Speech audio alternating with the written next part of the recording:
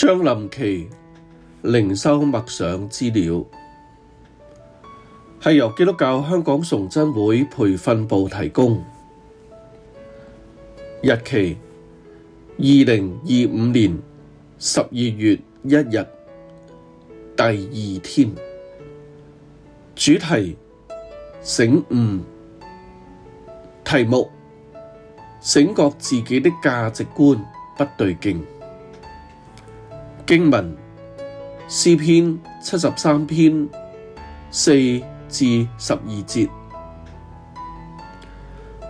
他們死的時候沒有疼痛，他們的力氣卻也壯實，他們不像別人受苦，也不像別人遭災，所以驕傲如鏈子戴在他們的項上，強暴像衣裳遮住他們的身體，他們的眼睛因體胖而突出，他們所得的過於心裡所想的，他們譏笑人，憑惡意說欺壓人的話，他們說話自高，他們的口褻瀆上天，他們的舌毀謗全地。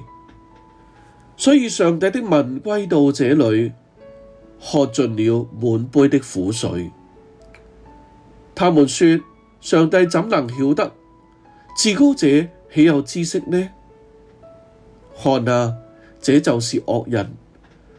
他們既是常享安逸，財寶便加增。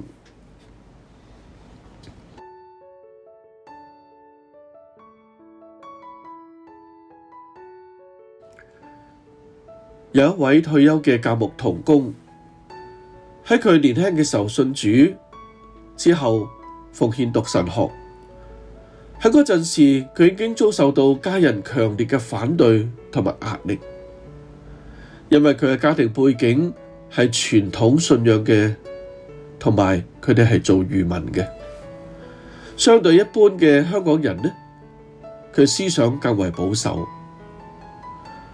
神學畢業前後，佢嘅打擊從來都冇停止過，唔係家人親友嘅喪亡，就係患上絕症或者遭遇意外。同佢相熟嘅教牧朋友都講笑咁講，佢係現代版嘅約伯啊！有時我哋亦都不其然以為信耶穌會蒙上帝保佑，凡事順利同埋亨通，得到上帝各樣嘅福氣。相反，未信嘅卻係有神嘅審判。點解？我哋自身同埋身邊信徒嘅經歷，佢係成為咗一個反差嘅。咁樣信耶穌嘅人又強喺邊度呢？世人見到惡人嘅遭遇，點解同自己嘅認為嘅結局唔一樣嘅？惡人似乎免於死亡嘅疼痛，冇生活嘅遭災，但係佢係衣食充足，生活安逸，財寶加增。呢啲唔係應該屬於上帝嘅人所過嘅生活咩？而且嗰啲惡人肆意嘅犯罪，佢哋驕傲同埋強暴，譏笑、欺壓同埋講自高嘅說話，佢哋又褻瀆又毀謗，更加嘅呢啲都係衝住神嘅子民而嚟，而且以為上帝係唔知道嘅。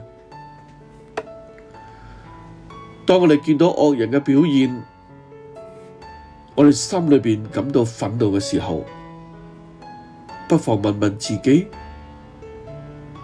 到底我憤怒啲咩呢？係上帝冇出手懲罰呢啲惡人，係呢啲惡人衝住我哋而嚟。還係點解好嘅遭遇並冇喺我哋嘅身上出現嘅呢？我哋比惡人更加道德高尚嘅，我哋比惡人更加敬畏上帝，但係點解佢哋有，我哋冇嘅？再諗諗，嗰啲福氣真係我哋所羨慕渴求嘅，以至於我哋盼望，因為信耶穌呢，我哋就可以得到嗰啲嘢啦。點解我哋信耶穌咩都冇嘅？點解我哋熱心愛主咩都冇嘅？點解我哋委身侍奉咩都冇嘅？咁樣，其實我哋想要啲咩呢？如果我哋所要嘅嘢真係呢啲，咁樣我哋嘅價值觀同呢個世界上嘅人有咩差別呢？你每日嘅生活要抉擇嘅大小事情，會唔會都受着呢一種世俗嘅價值觀牽住鼻子走呢？咁樣，難怪我哋會心懷不平。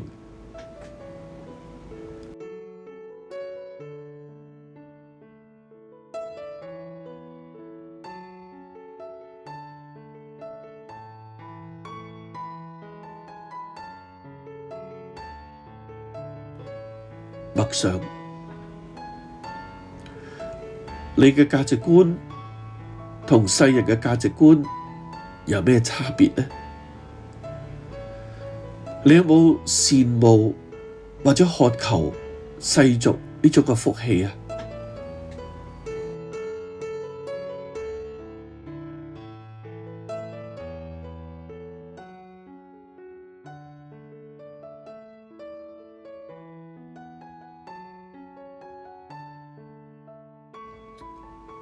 祈禱，親愛嘅天父，求你光照我嘅價值觀，到底喺邊度出咗問題？喺邊度唔對勁，以致能夠被聖靈更新，追求屬天嘅福樂。阿門。